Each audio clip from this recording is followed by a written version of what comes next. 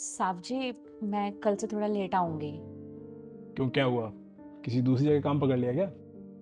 नहीं नहीं साहब जी, ऐसी कोई बात नहीं है। वो क्या है ना, मैंने स्विमिंग क्लासेस ज्वाइन की है। बचपन से ही ना मुझे स्विमर बनने का बहुत शौक था, तो सोच रही हूँ अपने शौक को आगे लेकर जाऊँ। मुझे ना साहब जी बहुत बड़ा स्विमर बनना है। ये तो बहुत अच्छी बात है।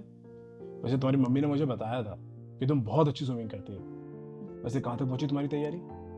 कोच सर ने कहा है कि अगले महीने कंपटीशन है। अगर उसमें मेरी रैंकिंग अच्छी आती है तो वो मुझे दूसरे स्टेट में भेजेंगे कंपटीशन के लिए। Very nice, wish you very all the best. Thank you sir. अच्छा चलो, मैं तुम्हें छोड़ देता हूँ, मैं अभी बाहर ही जा रहा हूँ किसी काम। नहीं नहीं, मैं चली जाऊंगी, कोई बात नहीं। अरे मुझे भी जाना ही है ना, चलो आ जाओ आ जाओ।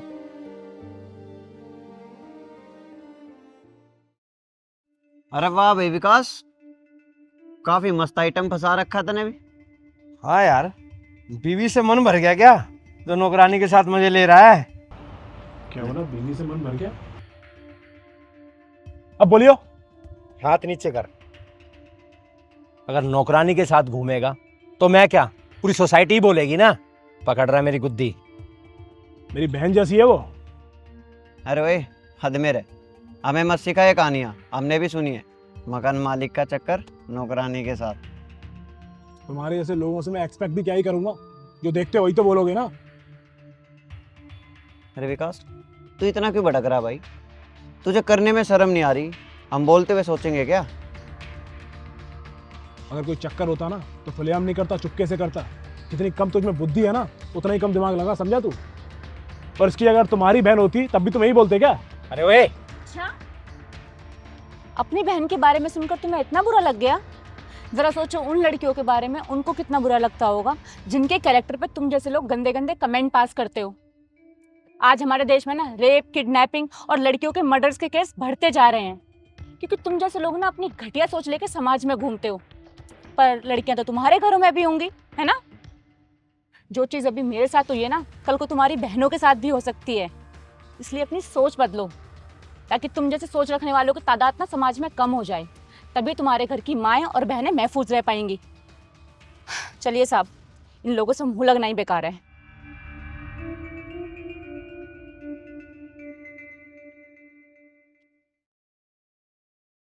छोड़ो ना विकास, अब हम किसी की सोच थोड़ी बदल सकते हैं।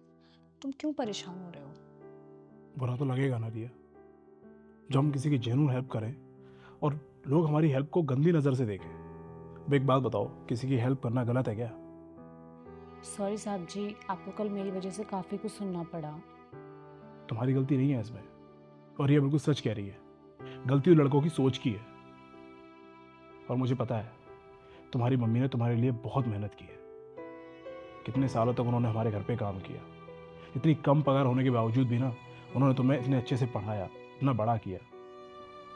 आज अगर वो इस दुनिया में नहीं है तो क्या हमारा फर्ज नहीं बनता कि हम तुम्हारी हेल्प करें?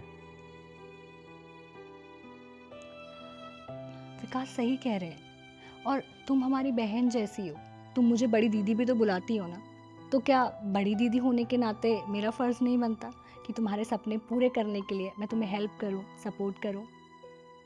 तुम्हारी मम्मी ने हमें बताया था कि तुम कैसे गांव के तालाबों में स्विमिंग की प्रैक्टिस किया करती थी।